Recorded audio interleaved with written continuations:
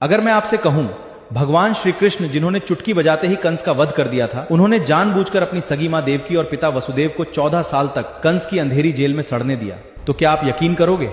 लेकिन हां, आपने बिल्कुल सही सुना। जिस ईश्वर के इशारे पर ब्रह्मांड हिल जाता है, वो 14 सालों तक अपने ही माता पिता की चीखें सुनता रहा और उन्होंने कुछ नहीं किया।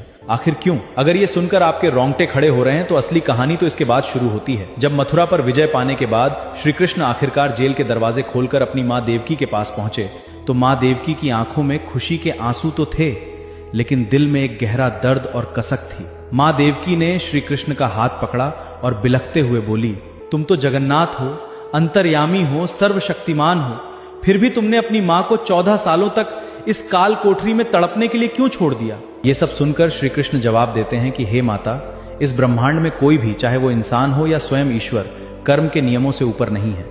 याद कीजिए अपना पिछला जन्म। पिछले जन्म में आप माता कैकेयी थी और मैं राम। आपने मुझे 14 साल का वनवास दिया था। श्री कृष्ण ने उसके आगे बोला कि जब मैं राम बनकर 14 साल के लिए वनवास जा रहा था, तब मेरी मां कौशल्या ने रोते हुए मुझसे पूछा कि पुत्र, मैंने ऐसा कौन सा पाप कर दिया कि मुझे तुमसे 14 साल दूर रहना पड़ेगा? तब मैंने माता कौशल्या को वचन दिया था कि अगले जन्म में आपके ये 14 साल मैं आपको जरूर लौटाऊंगा।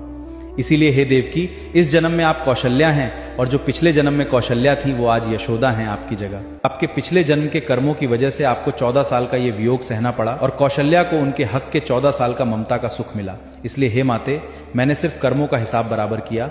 दोस्तों, ये कोई कथा नहीं है, ये ब्रह्मांड का वो सच है जो हम अक्सर भूल जाते हैं।